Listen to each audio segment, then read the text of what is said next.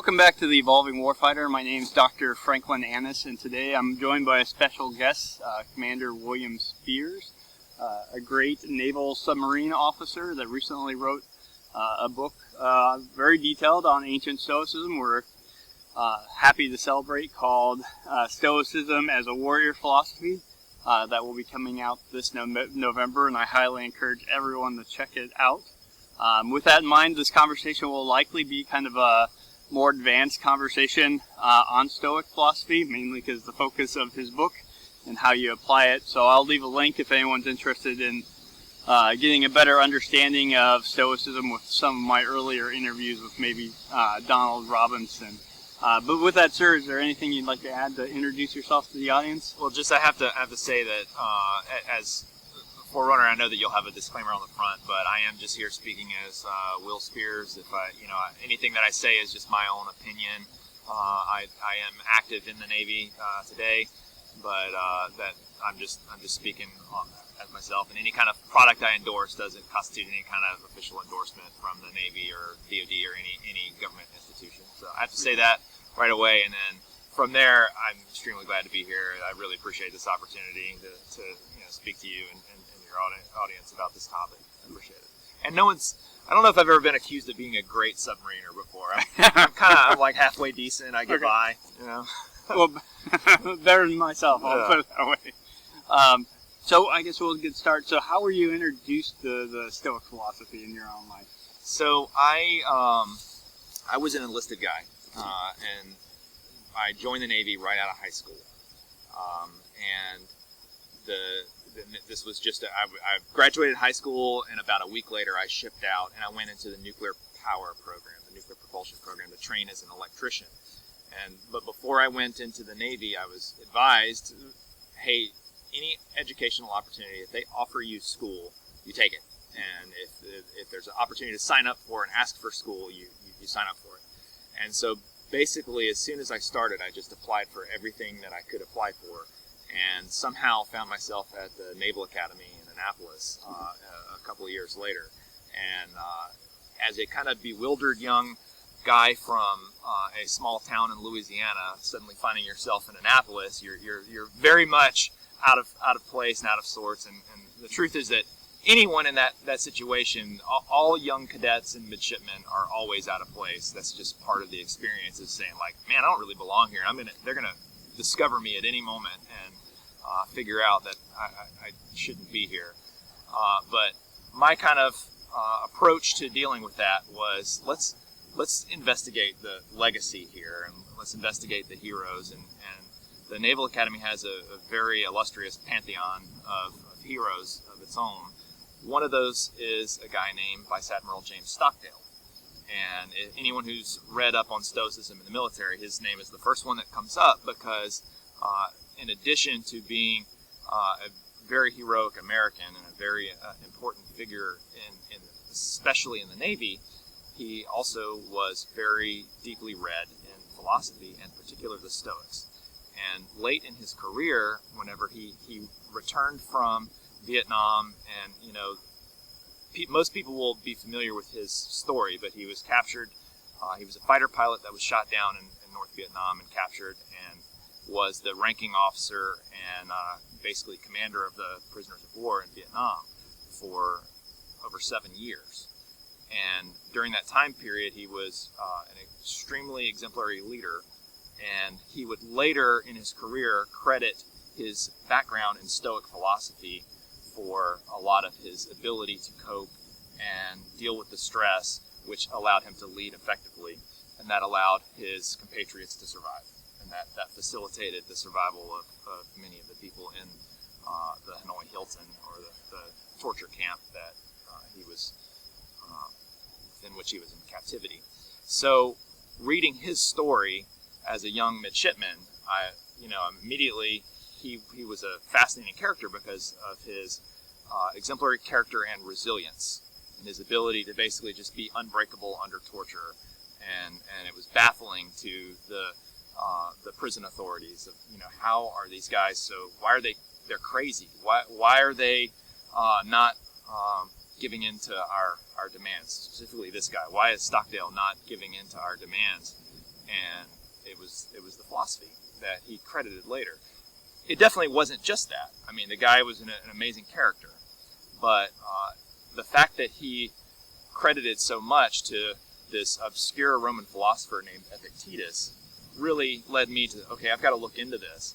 And as soon as I started looking into what is Stoic philosophy, I'm like, oh, well, that's how I think immediately. You know, that's how I already think. And the truth is, once you peel back a couple of layers of the onion, it wasn't really how I already thought. It just resonated with how I already thought a lot. It provided a lot of structure and a lot of explanations, and there was a lot of coherence that I hadn't seen in other systems that I had been exposed to before. And so I just promptly consumed everything I could on the Stoics at that time, and that was specifically the Romans, Epictetus and Seneca and Marcus Aurelius. And then, the fame of Marcus Aurelius definitely contributed to that.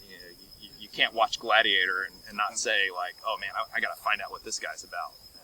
And that's how I discovered it. Okay. Yeah. So I'm assuming it's an embedded part of the curriculum, like you found out about Stockdale from like a smart book, or was it someone mentioning it? No, it felt like I was getting away with something, because I was a mechanical engineering major. And, I majored in mechanical engineering because I wanted to go back into nuclear power and go into submarines, and that felt like the right thing to do. But a lot of it was, you can only study so many Laplace transforms and, thermodynamics for so long before you're like, I need some humanity. I need some exposure to something that's going to deepen my character. And I especially as a midshipman, I was really unsatisfied with kind of the military training programs that they had there, which a lot of it is just like schoolboy hazing. And I think it's gotten better since then, but that was definitely how I perceived it at the time. And so in between classes, I'd be at the library and reading anything but mechanical engineering, and Stockdale kind of felt like something, found his book, felt like something like I was getting away with it. When in fact I should have been doing my homework. And, I paid for that in my grades later, but I think it was worth it. Well, probably better for you in terms of self-development. So Absolutely. I'm assuming it really helped you inside the Naval Academy having access to that philosophy. I guess so later on in your career, once you leave the academy, have you had like definitive incidences in your career where you're like, I'm glad I had Stoicism, or I've applied Stoicism in these types of commands or situations? So it almost, in my kind of the trajectory of my career and my exposure to Stoicism, I basically got really into it for a while I was at the academy, and had convinced myself that I knew everything I needed to know about Stoicism at that point. And I got it after kind of reading the Enchiridion and reading Seneca, and you're like, okay, I've got this now. I understand it. And I was obviously wrong. There's obviously many more layers to that onion that I wouldn't discover until really I was writing on it later. But I went on to a submarine career, and it kind of was a subroutine in how I operated and did things that helped with emotional control in a very trying environment. But it wasn't something I talked or read about very much during my first tour as a submariner. During that time, the only thing I was reading and talking about was nuclear power. But because that's just kind of a function of that's the job. But when I came back from that tour, the Navy career, the cycles are you do a sea tour where basically all you can think about for years is the ship. It's just all consuming. And then you do shore duty, where you'll go to grad school somewhere, and that's what I did, or you'll go teach ROTC or something like that. Most shore duties are something somewhere where you have a little bit of bandwidth to kind of come up for breathing room and do some personal growth. And during that time for me, that was whenever I said, okay, I started writing on leadership, and it was just kind of downloading everything that had been crammed in my head and all these things I'd experienced. And that's whenever I discovered that there's this whole like popular Stoicism movement that I had completely been unaware of up until that point, because I'd been so head down in the work. And that's where I kind of said, oh, this is something's going on here. This thing is taken off, and you suddenly have a new Stoic blog coming out every day, and a new Stoic book coming out every month. You're like, what is going on here? So that's whenever I started really writing on it and started discovering more and more. But as to your question of how is this applied in my work environment, I often joke that, so there I was on the submarine, and water started pouring in, and so I broke out my Marcus Aurelius and said, turn to the page where Marcus says, "You're going to die, you idiot." So that's not exactly how it goes. All right, and I make that joke to say that that's not how it ever goes. It's not something that you break out and go to page, whatever in the discourses or something like that and see what would Epictetus do here. It's more of a mentality, and it's a subroutine that works in the background that kind of assists in processing how I think about the incident information, recognizing that I have control over this and I don't have control over that. Let me focus my energies on this thing with which I do have control, which that's just basic common sense, and that's part of the reason it's so resonant with people. I call that folk wisdom. But when you actually get into the philosophy, you get several layers beyond that, and you get into the moral aspect of it, of isolating my individual identity to my moral identity, and recognizing what actually matters. And it's been very effective in things like not just resilience in a very stressful situation, but properly perceiving my place in the environment, and the proper place of things like ambition and competition with I've got this other junior officer who's getting all the attention and is he's just a big butt kisser, and I'm so frustrated by this. Why am I frustrated by that? Oh, I'm jealous. So, and I bring that point up because usually whenever you ask warfighters, hey, tell me how Stoicism helped you, they'll give you some story about how that somehow is adjacent to how tough they are, and I'm trying not to do that, because there's lots of ways that it shaves off the corners and bridges the gaps in kind of personal development, and can kind of bridge the gap between what I'm doing and what actually matters. If that's helpful. Yeah. So just to share a story from my experience, like I had been introduced to the Stoics in high school, and then when I got deployed to Iraq, I knew like the one book I carried with me was Marcus Aurelius's Meditations, and in Iraq I read it again, but even there I don't think that I had the bandwidth to actually apply it. So a lot of my own personal experience was more kind of the secondary, like after you've gone through experiences, framing the ideas, reorganizing it. And then I would also say that most people get introduced to Stoicism, and maybe we drift away from the formal study of it. We become really bad Stoics, and then we realize, like, hey, Stoicism was really good, so I'll go back and study Stoicism again. And that, ironically, you actually see that inside, like, a lot of the archetypal stories that the Stoics have, like Virgil. You see Aeneas kind of be a good Stoic and then fail to be a good Stoic and have to return to it again. So I would argue probably the philosophy isn't something you learn once in college and then you walk away from. It's like a discipline, and then really, like you said, it's like a series of onion layers. So like as you kind of mature and continue to study, you learn kind of the further depths of the philosophy. Absolutely. It very much lends itself to kind of the surface understanding and thinking you get it, and then digging further and applying further and understanding the mechanics better. And that's something that I try to get at in my writing.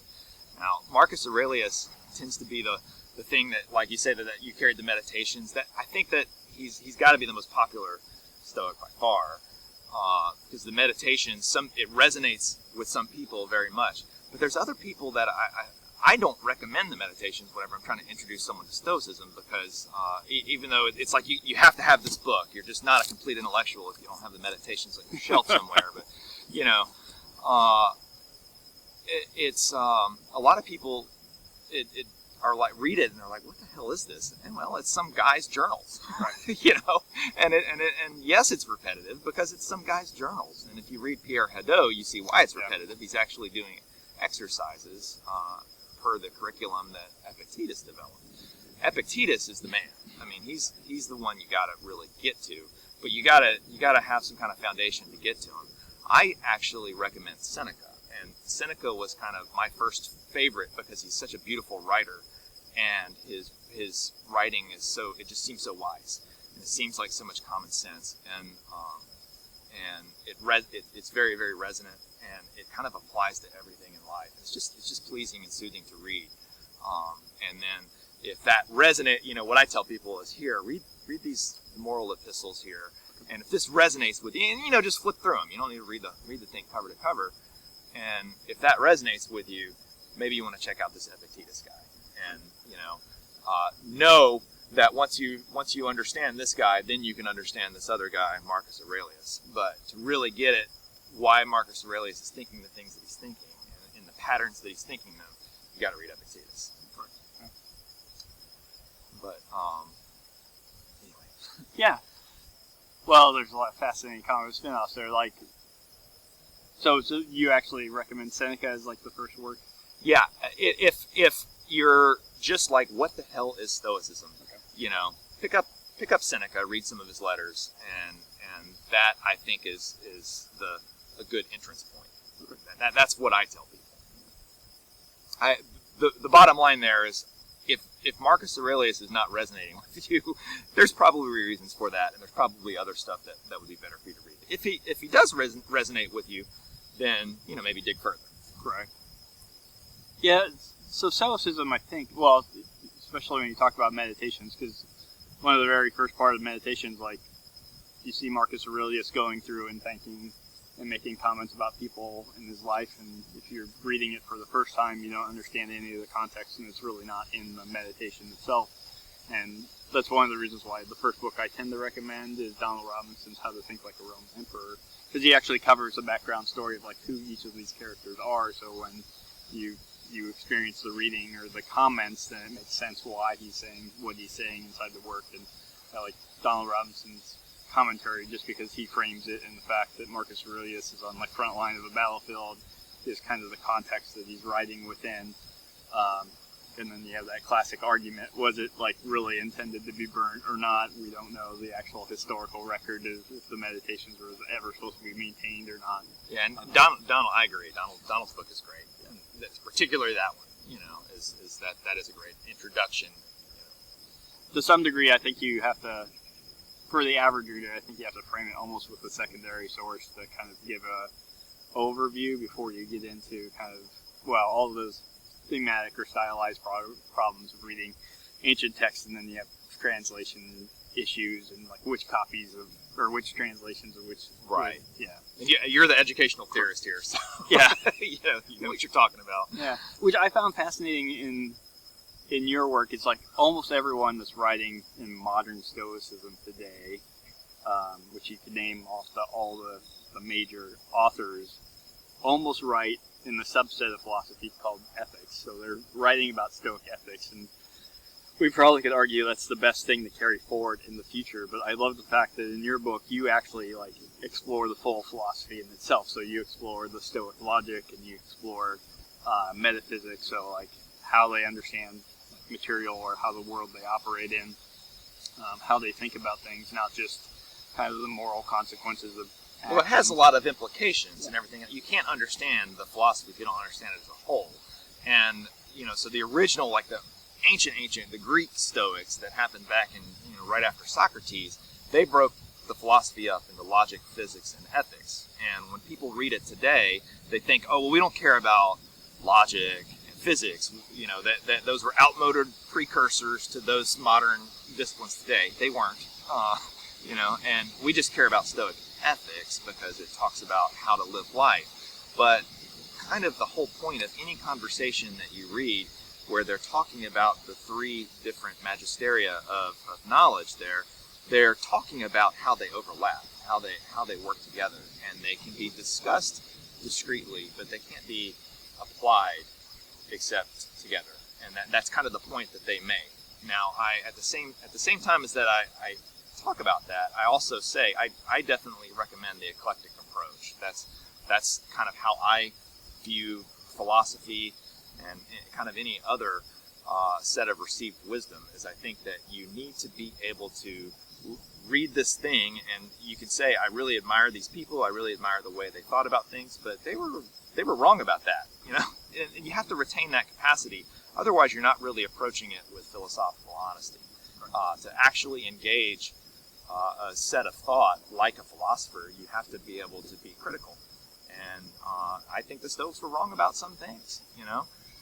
And I think they were right about a lot more than they were wrong. And I think to be able to get the most benefit, you have to think about it like that. So my example, kind of who I take as my exemplar, is actually Cicero. I think that he is a very good example of how to look at these things and how to approach these things, because his work, De Officiis, on duties, which is actually the third book to ever be printed on the printing press, is, I argue, effectively a work of Stoic philosophy.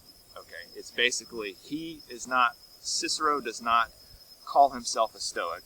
He is formerly an academic skeptic, but he even opens the book saying, hey, this is all basically a reflection on Posidonius. And that Posidonius was a middle Stoic for whom we really don't have any surviving texts except for Cicero, or primarily Cicero. And Cicero's De Officiis is a masterpiece of leadership training. And I think that it should be the centerpiece of pretty much any leadership training curriculum. But I also very much admire his approach of saying, like, hey, formally I'm part of this group, I belong to this school, but these are some really good ideas over here. Let's reflect on them, let's talk about them. I agree with this, I don't agree with that. Like, he criticizes the Stoics on certain points, and I think that's the way that you have to approach something to really get the most benefit out of it.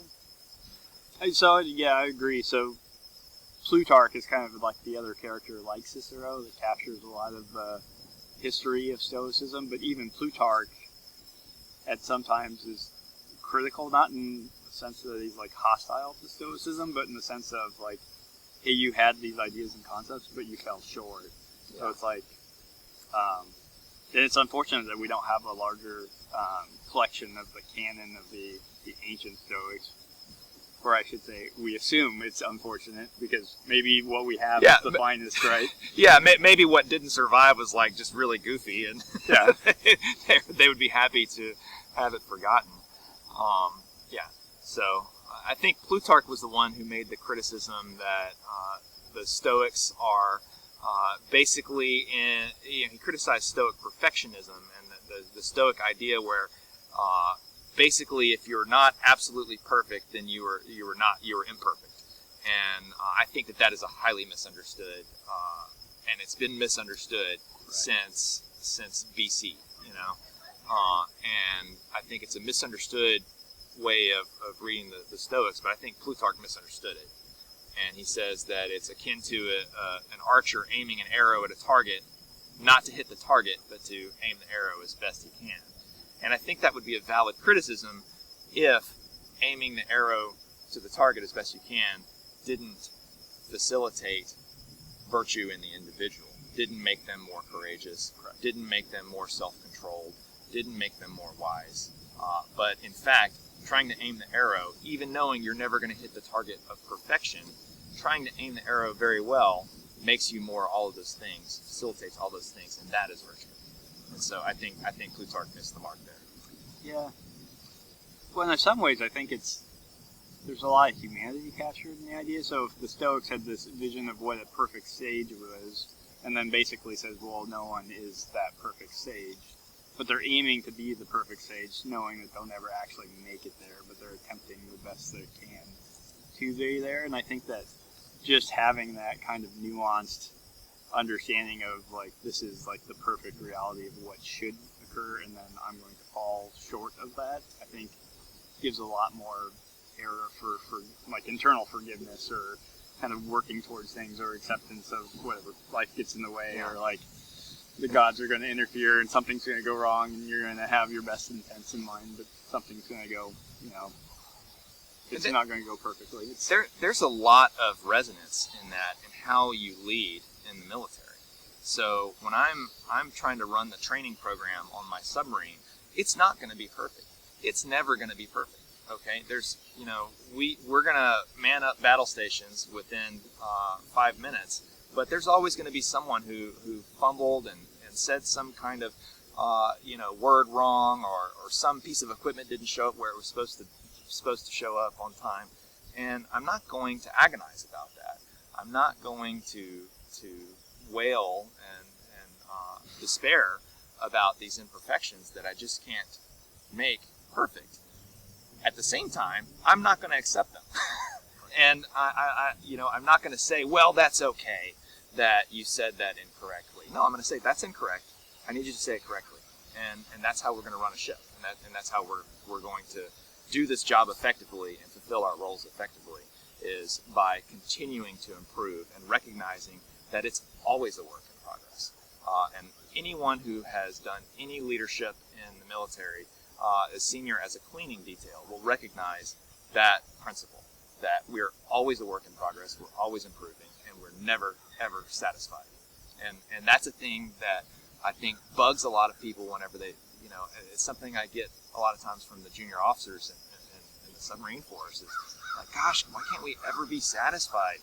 Why can't we ever say, hey, that was a good job? And I can say, like, hey, you're here because you did a good job at a lot of stuff getting up to this point. But if we sit on our laurels and say, like, good enough, then we're going to die. Right. And so we're not going to do that. So I should ask, so obviously you went back and did an incredibly depth of research on the ancient Stoics. You captured their kind of whole entire worldview inside your work. Was there anything that really stood out to you when you were going back in the process of researching for this that you had not known as a young kind of midshipman at the academy, and that really resonated with you now after going through the process of... So I didn't understand the role ethics piece at all. I didn't really understand the tiers of roles that Epictetus specifically. I mean, it clearly goes back to the personae that Cicero's writing on, and he's writing on Posidonius. So I think it goes back at least as far as Posidonius. I think that's who Epictetus was reading. But the tiering of roles and saying, first of all, I am a human being, and all that implies. And it implies a lot. Okay, it implies that I have this faculty of virtue that separates humans from animals, and I've got to use my reason. That is what makes me special. Virtue and reason are effectively synonymous. They're really just different facets of the same concept. And that tiering of roles and saying my first role is as a human being, a reasoning human, and then any other specific role that from that, whether it is a father, whether it is a warrior, all those other things have to be subordinate to that role of a reasoning human. That is an extremely powerful idea, and it's it's kind of abstract in the writing. It's not spelled out systematically in anything that survives. I think it probably was spelled out systematically in whatever Posidonius was writing, and we just don't have that. So you kind of have to pull it out of the discourses. But it's a very powerful idea. That's something that completely escaped me whenever I was first reading it as a midshipman. And so I kind of dedicate the 4th chapter to that idea.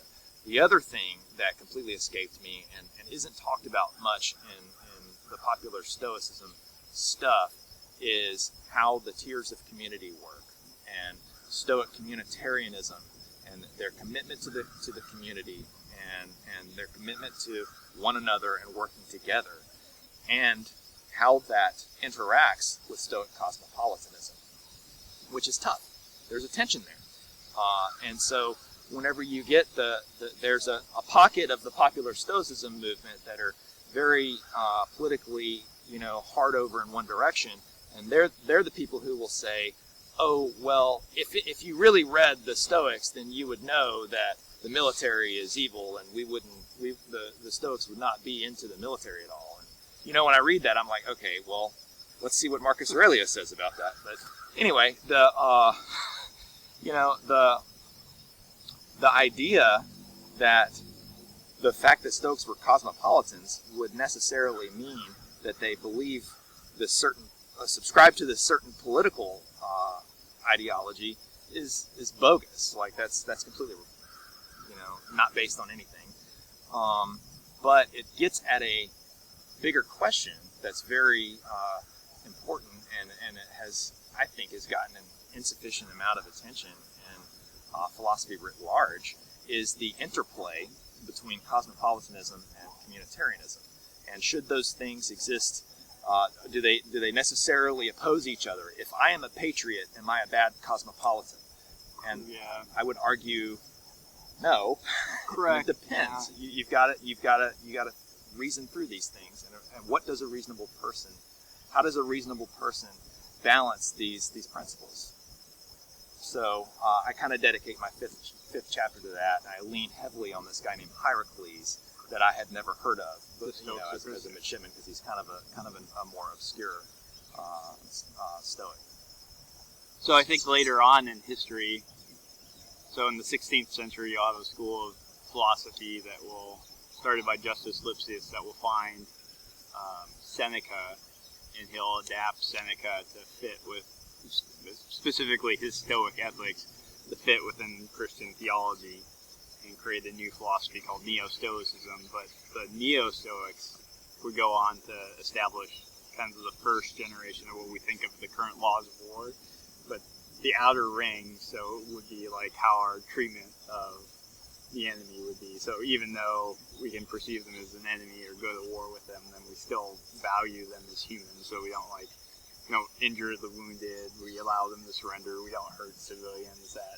So I think that definitely the later Stoic-derived philosophies got very, very heavy into that kind of the limits of cosmopolitanism, and then how do you actually relate that to like the organization of human society, like how the nations relate to each other, which is unfortunate that we don't have like the writings from the ancient Stoics to tell us like how they would perceive it. It's just we're left with kind of later generations.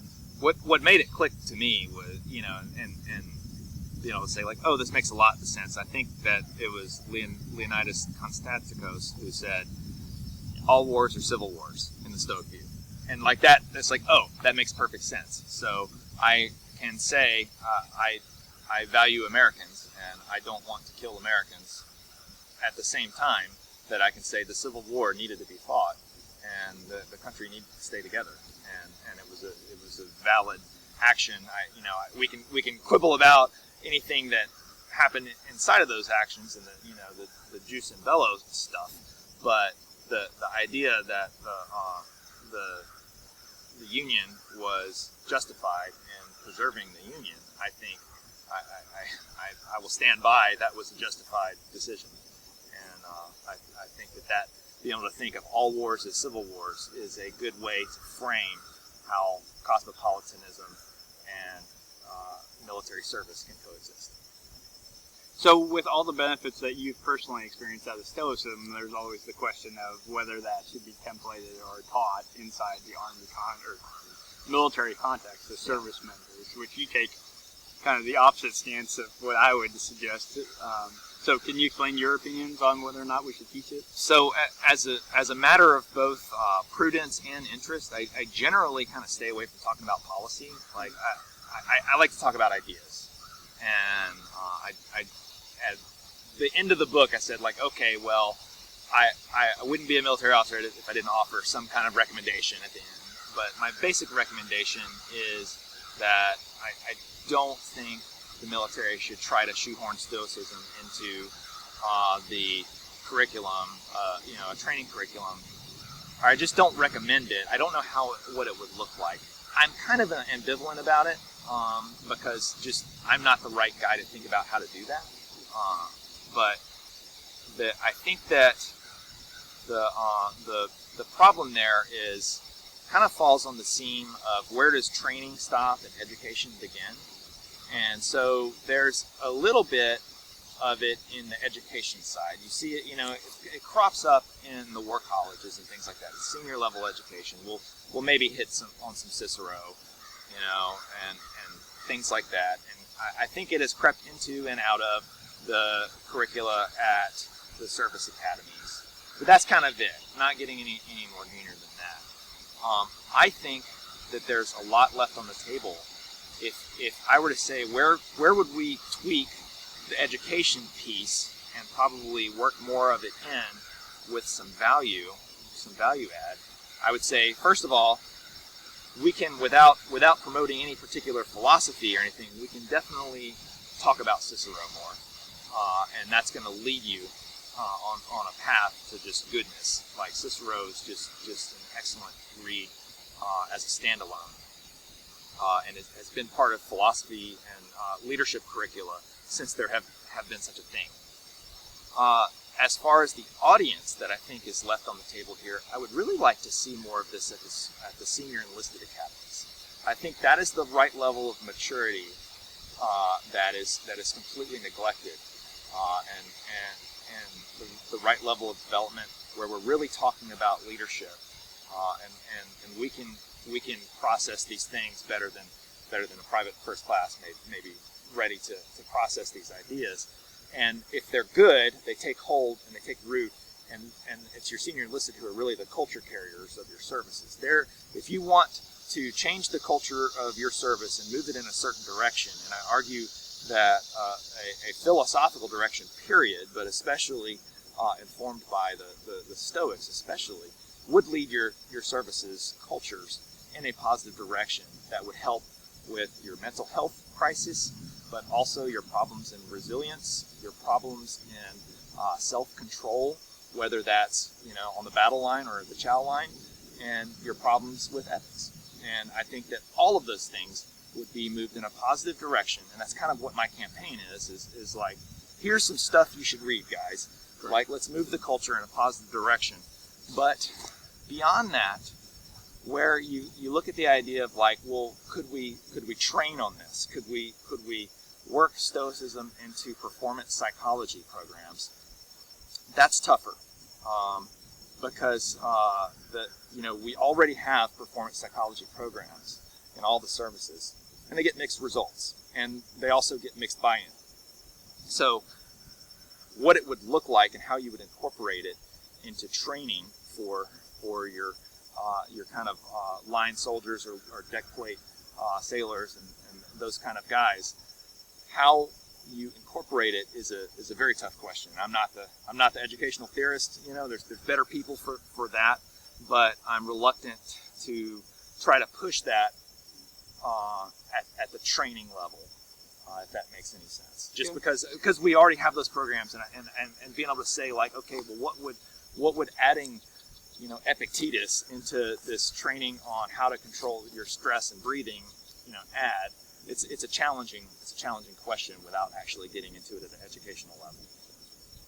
Yeah, this is always a challenge because I think there's two arguments there. Is number one, education done poorly is more devastating than the intent. So even if they have a good intent, if you put, and this also is one of the reasons why Stoicism is so difficult to teach it, because a lot of what we think of is like our contemporary philosophy academics.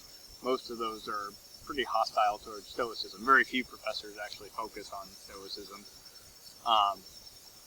So I think the problem with a widespread program is, number one, you'd have to find Stoics that were actually invested into the philosophy to teach it. So there are some very few exceptions, like the 4 operational stretch program designed by Dr. Megan McAllerin up in Canada is doing great and wonderful things. Teaches the Stoic principles, very much informed with modern science on how the brain function works, but it's not explicitly Stoic in terms of they don't come out and like directly reference a lot of Stoics in that program, which I'm not sure what the Navy program for resiliency looks like, but it would be way better than the Army side of the house. I don't know. But maybe outside of that program, I would almost argue that probably it's the personal mentorship that's more impactful for service members. It's not receiving instruction at basic training or any course. It's the frontline leader that hands you a book or recommends something or makes a reference, and then Exactly. that inspires self-learning. And I think, I think that that's going to be more effective than any attempt to shoehorn it in. The way I put it is, if we tried to make this a training program, we would find a way to put a reflective belt on it. Yeah. But if it's an underground thing, it's a bottom-up thing where it's Master Sergeant says, like, hey, Buck, read this, and let me know what you think. And if you like that, I got some more stuff for you. I think that is how it works. And that is how it has always worked. That's how culture is developed. And that's how we move it in a positive direction. So that's kind of what I promote. So is there anything else that you'd like to tell the audience about your book or your research? Well, the book releases in November. It's by Casemate Publishers. It's supposed to release in UK a little bit before that, but it'll be in the US in November. I did recently find out there's going to be an audiobook, and they picked out a reader, and he's got a wonderful voice, much better than mine. He doesn't have the southern accent, unfortunately, but I think that will be great. I'm thrilled that is all working out. What a thought I will leave the audience with is, again, kind of, I take Cicero as my bellwether, and the thing that he said that just really ties everything together for me is that nothing is honorable that is not useful, and nothing is useful that is not honorable. And conversely, what is honorable is useful. And he's really getting at coherence. He's saying that philosophical coherence and utility in life are the same thing, and those things work together. And if it is not a good thing, if it is not an honest act, if it is not an honorable act, then it is harmful. It is harmful to me, and it's harmful to my organization. And I think that that appeal to coherency applies at so many levels and applies to so many things in both life and work and profession, which all work together as the same thing. Yeah.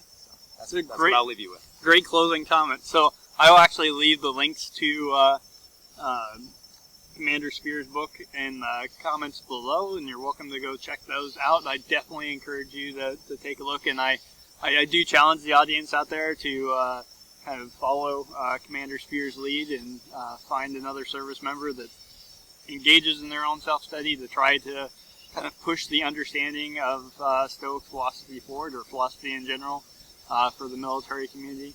And with that, I'll say have a great day, and until next time, focus on your self-development so we can dominate the modern battlefield.